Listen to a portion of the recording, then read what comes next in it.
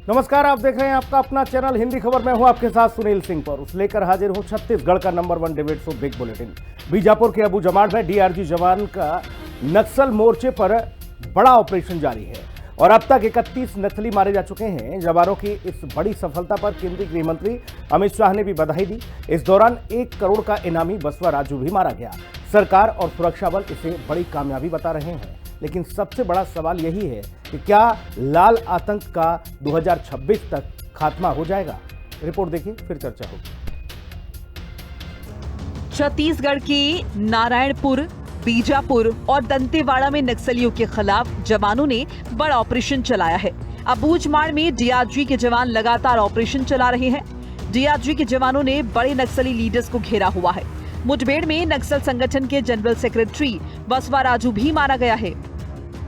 माओवाद के जो शीर्षतम नेतृत्व बसवा राजू को निष्क्रिय करने में भी हमारी टीम कामयाब हुई है। छत्तीसगढ़ पुलिस के लिए और माओवाद विरोधी आंदोलन अभियान के लिए ये सबसे बड़ा दिन है मेरे हिसाब से, क्योंकि जब शीर्ष नेतृत्व न्यूट्रलाइज हुआ है तो इसके बाद इस आंदोलन को बिखरने में कोई बहुत बड़ा वक्त नहीं लगना चाहिए। हमारे छत्तीसगढ़ पुलिस और बाकी संयुक्त सुरक्षा बलों द्वारा पिछले वर्षों से जो अभियान चल रहा है उसको पूरी तरह से बहुत ज़्यादा मिलिटराइज करने में बसवा राजू और अभी जो जिसको निष्क्रिय किया गया है उसकी भूमिका रही है। बसवा राजू काफी उम्रदराज नक्सली लीडर है। वो दंडकारण्य में नक्सल संगठन की बुनियाद रखने वालों में से एक है। पिछले कई सालों में उसने माड़ में पनाह ली हुई थी। इस पर अलग अलग राज्यों में कुल 1 करोड़ का इनाम है। जाहिर है छत्तीसगढ़ सरकार उत्साहित है। हमारे डीआरजी के जवान मुख्य रूप से लगे हुए हैं और हम अपने जवानों के साहस को नमन करते हैं। अच्छी सफलता लगातार मिल रही है। लगभग 50 घंटों से सर्च ऑपरेशन चल रहा था जिसमें मुठभेड़ हुई है और 26 से अधिक नक्सली उसमें मारे गए। कुछ बड़े कैडर की भी होने की संभावना है। जवानों के भुजाओं की ताकत पर एक और बड़ी सफलता, एक और बड़ी कामयाबी हमारे पूरे क्षेत्र को लाल आतंक से मुक्त करने के लिए मिली है। मैं हृदय से बधाई देता हूं जवानों को। मुठभेड़ अब भी जारी है। देखना है कि आगे कितने बड़े नक्सली इसमें ढेर होते हैं। कुछ दिनों पहले भी छत्तीसगढ़ के कोरगुट्टा में एक ऑपरेशन चलाया गया था जिसमें 30 माओवादियों को ढेर किया गया था। 27 माओवादियों को फिर से हमारे जवानों ने ढेर कर दिया गया है। हालांकि हमारा एक जवान भी इसमें शहीद हो गया है। 2 अन्य जवानों को भी चोटें आई हैं जिन्हें एयरलिफ्ट किया गया है और उनका इलाज जारी है। फिलहाल अभी भी सर्च ऑपरेशन जारी है। जो कारतूस हैं वो बरामद किए जा रहे हैं और हम नक्सलवाद को खत्म करने के लिए जवान पूरी तरीके से अपनी निष्ठा के साथ आगे की ओर अग्रसर हैं और अबूझमाड़ के उन इलाकों तक पहुंच रहे हैं जहां तक अब तक पहुंच पाना असंभव था। निशा द्विवेदी, हिंदी खबर, छत्तीसगढ़, बस्तर। तो चलिए मेहमानों से आपको रूबरू करा देते हैं। राजकुमार राठी हमारे साथ प्रवक्ता भारतीय जनता पार्टी मौजूद हैं। राजकुमार भाई का बहुत स्वागत है। अनिल सिंह चौहान हैं, प्रवक्ता हैं कांग्रेस से। अनिल भाई का बहुत स्वागत है। के शर्मा जी वरिष्ठ पत्रकार हमारे साथ इस चर्चा में है। के शर्मा जी का बहुत स्वागत है। के शर्मा जी, जिस हिसाब से नक्सल अभियान चल रहा है और जो एकाएक बड़ी खेप ये कहा जाए कि नक्सलियों की समाप्त हो रही है, उससे तो ये लगता है कि जो गृह मंत्री ने संकल्प लिया है कि 2026 तक लाल आतंक का खात्मा कर देना है, सफाया कर देना है, उससे ये बातें और थोड़ी मजबूत हो जाती हैं, प्रबल हो जाती हैं कि वाकई में अब नक्सल समस्या से तो निजात मिल जाएगी। भाई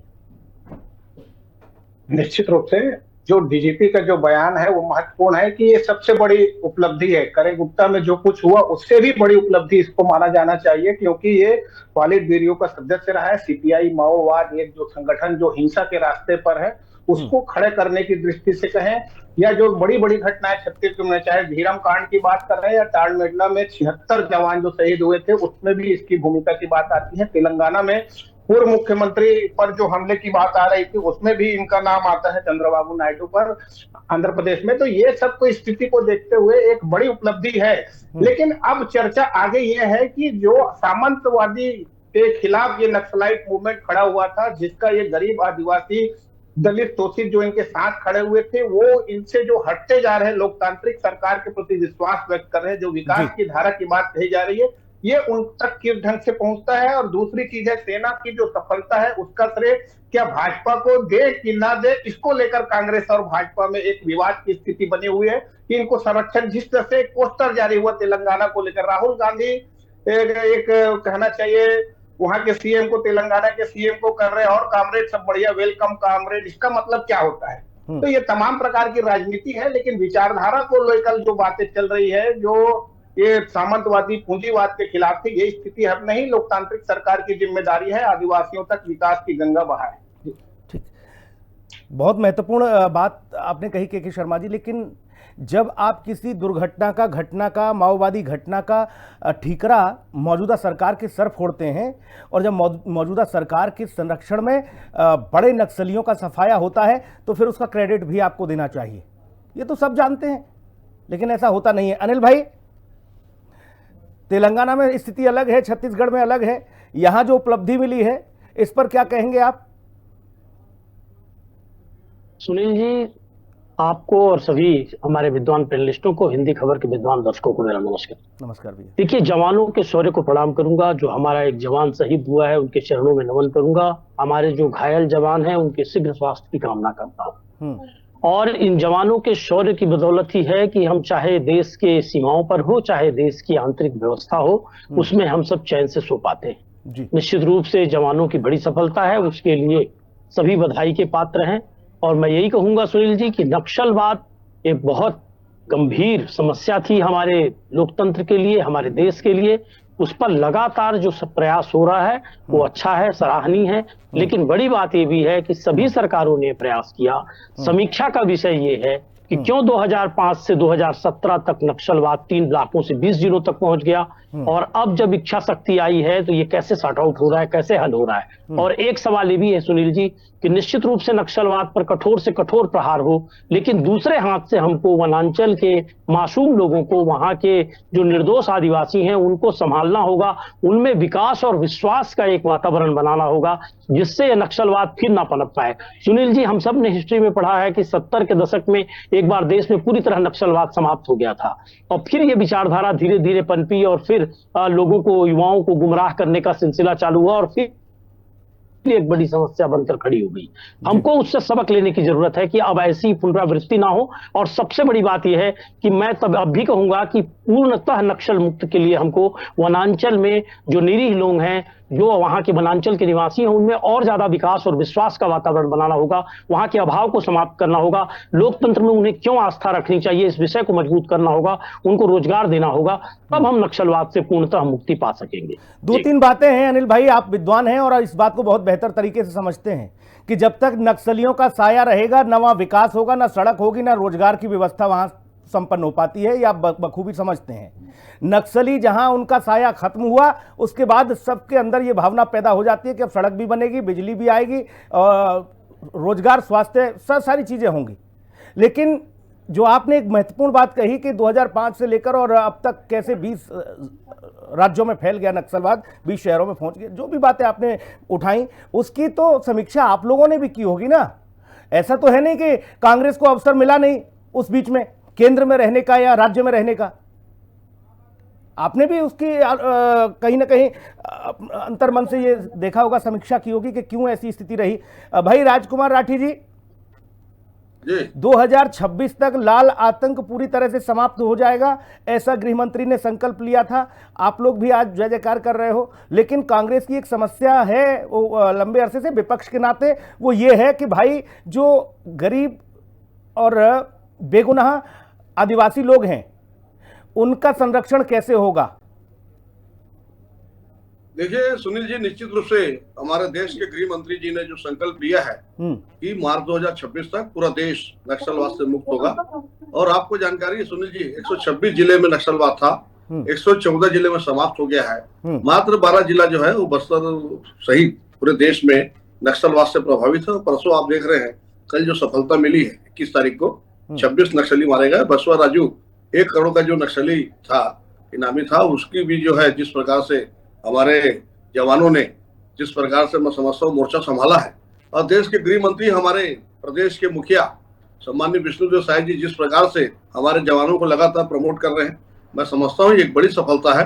और निश्चित रूप से सरकार की जो पुनर्वास नीति है कि जो भी नक्सली समर्पण करेगा उसके समाज से मुख्य धारा से जोड़ा जाएगा और केंद्र सरकार और प्रदेश की जितनी भी सरकार की योजना है उसका लाभ मिलेगा। तो सरकार दोनों भाषा में बात कर रही है सुनील जी। जो बोली की भाषा समझ रहा है उससे बोली से बात हो रही है, और जो गोली की भाषा समझ रहा है उससे गोली से बात हो रही है। दीवार पिक्चर का वो डायलॉग आपको याद होगा सुनील जी, जैसे शशि कपूर अमिताभ बच्चन से कहता है एक भाई जब तक सुनेगा जब तक दूसरा भाई बात करेगा, और जब एक अपराधी बात करेगा तो एक पुलिस वाला जवाब देगा। सरकार दोनों भाषा में बात कर रही है। हम बोली से भी बात कर रहे हैं, पुनर्वास नीति है और प्रधानमंत्री योजना की लाभ की बात करूंगा, केंद्र सरकार की सारी योजनाओं की बात करूंगा, प्रदेश की सारी योजनाओं की बात करूं, सारी योजनाओं का लाभ जो नक्सली समर्पण कर रहा है उसको सरकार मुख्य धारा से जोड़ रही है। उन्हें सरकार की सारी योजनाओं का लाभ मिल रहा है। लेकिन जो मुख्य धारा से नहीं जुड़ रहे हैं, जो समर्पण नहीं कर रहे हैं, उससे गोली से भी बात कर रहे हैं। तो सरकार दोनों भाषा में बात कर रही है सुनील जी, और परिणाम सामने दिख रहा है सुनील जी। जिस प्रकार से सरकार मजबूत इच्छा शक्ति के साथ काम कर रही है। अच्छा राठी जी, एक मसला और है, एक मसला और है राठी भाई, वो मसला है, वो मसला है दिखाऊंगा जिसमें 4-5 किलोमीटर तक हमारा आदिवासी भाई कोई बीमार पड़ता था तो चारपाई से उसको लाना पड़ता था, एम्बुलेंस वहां तक नहीं पहुंचती थी, आधारभूत सुविधा वहां पर नहीं पहुंचती थी, मेडिकल फैसिलिटी वहां पर नहीं पहुंचती थी। हमारी तो पार्टी की विचारधारा है सुनील जी कि समाज की अंतिम पंक्ति के अंतिम पायदान पर खड़े हुए व्यक्ति को शासन की सुविधा मिले। उस दिन हम मानते हैं कि हमारी जो है विचारधारा सफल हुई और भारतीय जनता पार्टी का शासन सफल हुआ, और इसका परिणाम है सुनील जी। और इस प्रदेश में चौथी बार भारतीय जनता पार्टी की सरकार बनी है, और जिस प्रकार से प्रदेश में विष्णु का सुशासन चल रहा है और समाज की अंतिम पंक्ति के अंतिम व्यक्ति की चिंता हो रही है, तो मैं समझता हूँ जब प्रदेश हमारा एक क्रेडिट वाला मसला भी आ रहा है राठी भाई, तो उस पर क्या कहोगे? लेकिन मार्च 26 से पहले छत्तीसगढ़ प्रदेश नक्सलवाद से मुक्त होगा। इस प्रदेश में सुख समृद्धि और शांति आएगी, इस बात का आपको राठी भाई विश्वास दिलाना चाहता हूँ। आपके माध्यम से आपके चैनल पूरा तालाब पे भाषण नहीं दे रहे हो भाई, रुक जाओ राठी भाई। ऐसा लगा ऐसे माइक ले लिया आपने मंच से, फिर आप शुरू हो गए। ये प्रेस कॉन्फ्रेंस थोड़ी नहीं है आपकी, आप सुनो पहले। मसला ये है कि क्रेडिट का भी खेल देखने को मिल रहा है कि इसका क्रेडिट किसको जाए। कांग्रेस कह रही है कि सब सरकारों ने मिलजुल कर काम किया है, लेकिन एक प्रश्न ये भी उठा दिया है कि कैसे इतने वर्षों में ये नक्सल फल फूलता रहा, इसकी कौन समीक्षा करेगा, और अब ये अचानक से इच्छा शक्ति कैसे जागृत हो गई है। देखिए सुनील जी, 2004 से 2014 तक देश में कांग्रेस की सरकार थी, मनमोहन सिंह जी प्रधानमंत्री थे, और नक्सलवाद को लेकर उन्होंने एक बड़ा बयान दिया था कि नक्सलवाद देश की आंतरिक सुरक्षा के लिए खतरा है, लेकिन किया कुछ नहीं। ये क्रेडिट लेने का विषय नहीं है सुनील जी, ये क्रेडिट लेने का विषय नहीं है, ये मानवता का विषय है। नक्सलवाद मानवता का सबसे बड़ा दुश्मन है, नक्सलवाद समाज का सबसे बड़ा दुश्मन है, नक्सलवाद विकास का सबसे बड़ा दुश्मन है। जहाँ सड़कें पहुंचती है सुनील जी, जहाँ सड़कें पहुंचती है वहाँ विकास पहुंचता है। ओके, जहाँ ट्रेन की ट्रैकें पहुंचती है वहाँ विकास पहुंचता है। आपने क्रेडिट का विषय नहीं है, पूरी बात खत्म कर दी, आपने कह दिया क्रेडिट का मसला ही नहीं, ये मानवता का मसला है, बस उसके आगे क्या कहना, इससे बड़ी बात कोई होगी क्या भाई? के शर्मा जी, एक तो मसला ये है कि ये क्रेडिट वाला मामला नहीं, ये मानवता वाला मसला है, और दूसरा एक और बात कही राठी जी ने कि हमारी जो नीति है वो ये है कि जो अब तक दूरस्थ इलाकों में आदिवासी लोग जो खटिया पर ले जाते थे बीमार होने वाले व्यक्ति को, हम वहां तक एम्बुलेंस पहुंचाने का काम कर रहे हैं। नक्सली समस्या खत्म भी हो जाए राठी भाई, और ऐसी तस्वीर फिर सामने ना आए, तब तो हम मानेंगे कि हाँ बिल्कुल आपने बहुत अच्छा सब कर दिया। क्योंकि ये छत्तीसगढ़ की समस्या नहीं, कई ऐसे राज्य हैं जहां पर ये कहा जाता है कि सब कुछ बिल्कुल राममय हो गया है, लेकिन अभी भी तस्वीरें आ जाती हैं जो झकझोर देती हैं। के शर्मा जी, निश्चित रूप से अभी तक ये विचारने तो है कि तो अबूझ मार्ग जो है अभी तक अबूझ क्यों बना हुआ था, क्यों वहां पर जहां आम लोगों के जाने के प्रवेश को रोका जाता था, क्यों कलेक्टर की अनुमति की आवश्यकता पड़ती थी, विकास की धारा वहां तक क्यों नहीं पहुंची है, वहां पे शोषण क्यों हो रहा था। इसी शोषण के कारण तो एक विचारधारा ही ना, नक्सली तो हम अपने आम शब्दों में कह देते हैं, तो सीपीआई माओवाद एक विचारधारा है जो आगे बढ़ती गई। उसके शहरी क्षेत्रों में भी नेटवर्क है, 16 जिलों में उसका नेटवर्क है, एक विचारधारा भी कर सकते हैं। नीचे स्तर के जो उसके केडर है उसको तो कह सकते हैं बेरोजगारी या दबाव भय डर भय के कारण उससे जुड़ गए हों, जिनकी स्थिति आ रही है। अब जब एक सेना प्रमुख मारा गया है कहा जा सकता है, ऐसी स्थिति में नीचे स्तर के लोगों को कैसे बचाया जाए, कैसे उन लोग ज्यादा से ज्यादा आत्मसमर्पण करके समाज की मुख्य धारा से जुड़े, इस पर महत्वपूर्ण बात है। हिंसा छोड़ने की बात आ रही है। हिंसा मुझे लगता है कि कल की घटना के बाद एक उच्च स्तरीय उनके सीपीआई माओवाद में भी एक सोच पैदा होगा कि किस ढंग से इसको हिंसा को रोका जाए।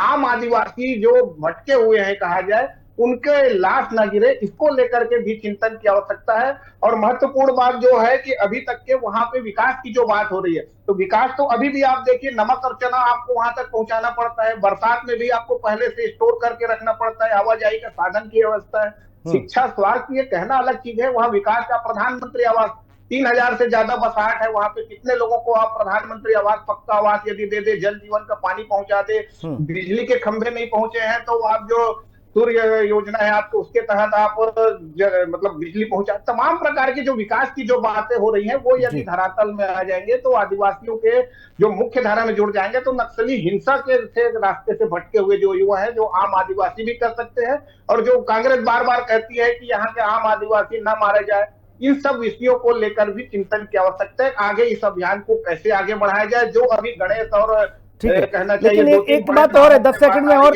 कंप्लीट करिएगा के शर्मा जी। 1 करोड़ का इनाम बसवा राजू और बाकी कई ऐसे छिटपुट थे जिन पे 5 लाख का, किसी पे 10 लाख का, किसी पे 20 लाख का इनाम था। ये 27 माओवादी थे जिनका खात्मा किया। अब इसमें मासूम आदिवासी वाला प्रश्न कहीं टिक पाता है? जो विपक्ष उस लाठी को लेके चल रहा है, वो लाठी फिसल जाती है तुरंत। कहाँ है भाई इन 27 में कौन मासूम मारा गया है? कहीं ऐसा है तो फिर कांग्रेस आए मैदान में खुलकर लेके। इसी में जो बात आ रही है उसमें जो बड़े लोग मारे जा रहे हैं, जो अब टारगेटेड हो रहा है, अब नक्सली अभियान जो है, पुलिस का, सेना का अभियान जो है, वो टारगेटेड चल रहा है। बड़े नेता घेरे जा रहे हैं, तकनीकी रूप से कहें या सक्षम होने के बाद उनका लोकेशन मिल रहा है, जनता का वहां का सपोर्ट मिल रहा है, जो मतलब यहाँ पे आत्मसमर्पण किए हैं उनका सहयोग इनको बड़ी संख्या में कल पहचान करने में भी यही लोग सहयोग किए हैं। तो एक अभियान तो चल रहा है। बड़े नेता यदि मारे जाते हैं तो छोटे लोग तो आत्मसमर्पण करके मुख्य धारा में आ जाएंगे। मैं तो पहले ही कहा, भटके हुए युवा, बेरोजगार ऐसे भी हो सकते हैं, इनको लेकर के आत्मसमर्पण की बात आती है। और बड़े लीडर को भी सोचना चाहिए, क्या उनके नीचे स्तर के जो मारे जा रहे हैं तो नक्सली लीडर इस पर विचार करें कि यदि खून खराबा हो रहा है, मारे जा रहे हैं, क्या उसके लिए वो कितने जिम्मेदार हैं। और आत्मसमर्पण की जो नीति चल रही है वो छत्तीसगढ़ ही नहीं, सभी राज्यों को एक शांत प्रदेश बनाने का जो प्रयास चल रहा है। छत्तीसगढ़ में 4 जिले बचे हैं, टोटल 6 हैं, एक महाराष्ट्र में और एक झारखंड में। तो ऐसी स्थिति में छत्तीसगढ़ में जो अभियान चल रहा है उसका महत्वपूर्ण बात है, कांग्रेस और भाजपा दोनों का ही समर्थन, एकजुटता मिल रही है। तेलंगाना की बात अलग हो सकती है, लेकिन जो एकजुटता चल रही है इसका एक परिणाम, एक बेहतर परिणाम के रूप में देखा जा रहा है। विकसित भारत की कल्पना में विकसित छत्तीसगढ़ की जब बात करते हैं तो विकसित बस्तर की एक महत्वपूर्ण भूमिका होगी, खनिज संसाधन से परिपूर्ण है। जी अनिल भाई, एक तो अभी राठी साहब कह रहे हैं कि ये क्रेडिट लेने का मसला नहीं है, ये मसला मानवता का है। तो अब तो शायद ये बात क्रेडिट वाली खत्म हो जानी चाहिए।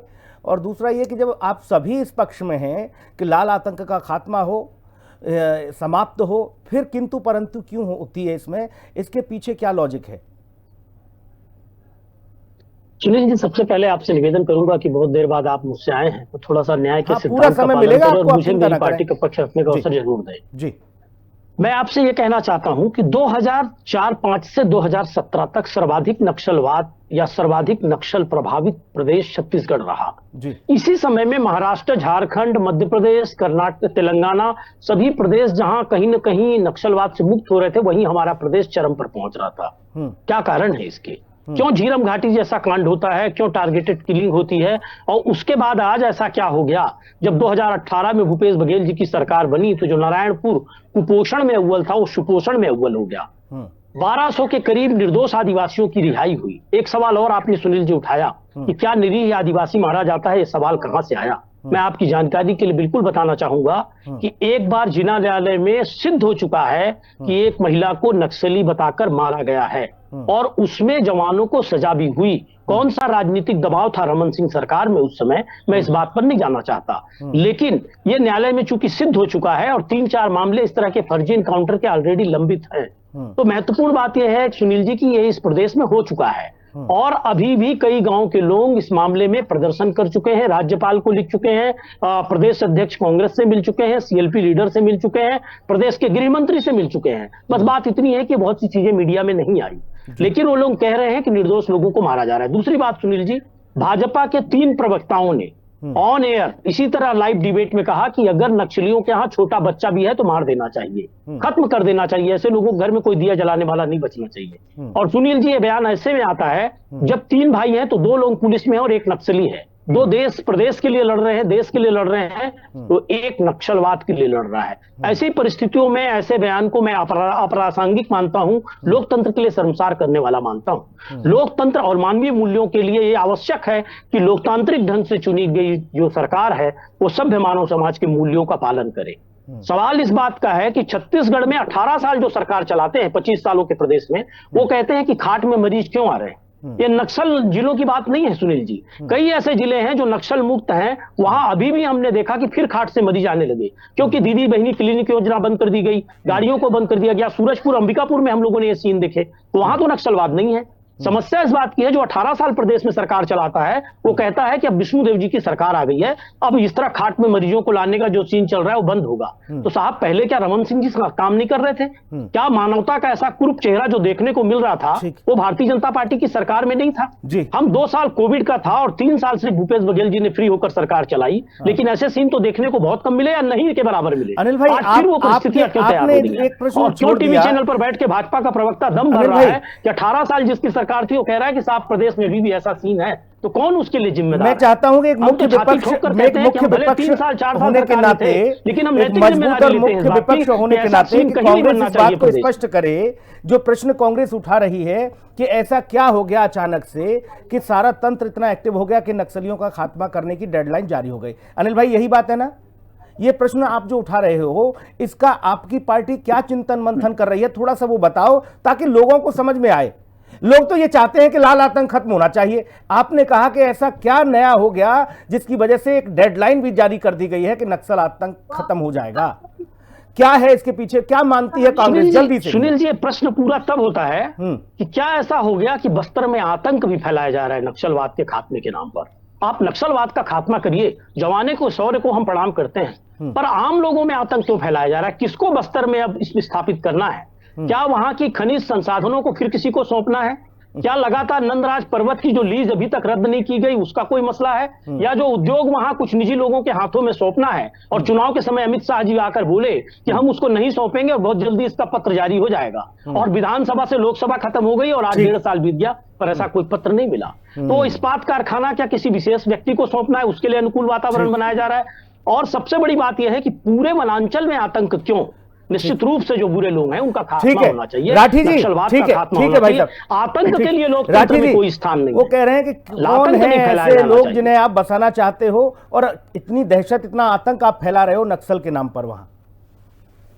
देखिए, जिस प्रकार से सुनील जी, मेरे साथी प्रवक्ता, भ्रम फैलाने का प्रयास कर रहे हैं, और कांग्रेस ये काम करती है सुनील जी, भ्रम फैलाने का काम, भाई भाई को झगड़ा कराने का काम, दंगा फसाद कराने का काम कांग्रेस करती है। इस बात को प्रदेश की जनता जानती है। उसी की तो राजनीति करते हैं आप, उसी के दम पर तो कुर्सियों पर बैठे हैं आप।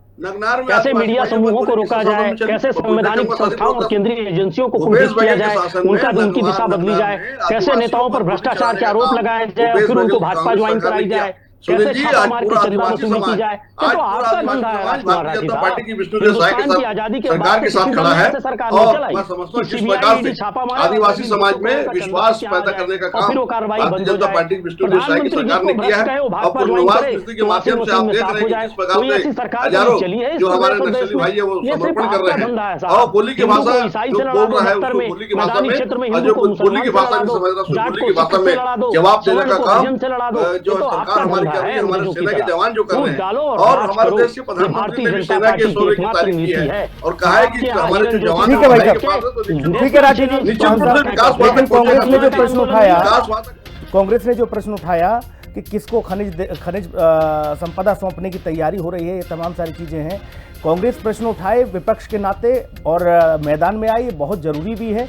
लेकिन के शर्मा जी, सबसे महत्वपूर्ण ये है कि पहले तो आप एकजुट होकर नक्सलवाद को खत्म करिए, उसके बाद किसकी लीज कटेगी, किसका पट्टा होगा, किसको क्या दिया जाएगा, उसका आपको पूरा छूट है, आज़ादी है लोकतंत्र में। आप जाइएगा और सरकार के खिलाफ दो हाथ करिएगा, विपक्ष की जो भूमिका है वो अदा करिएगा। लेकिन अभी पहले नक्सल तो खत्म हो जाए।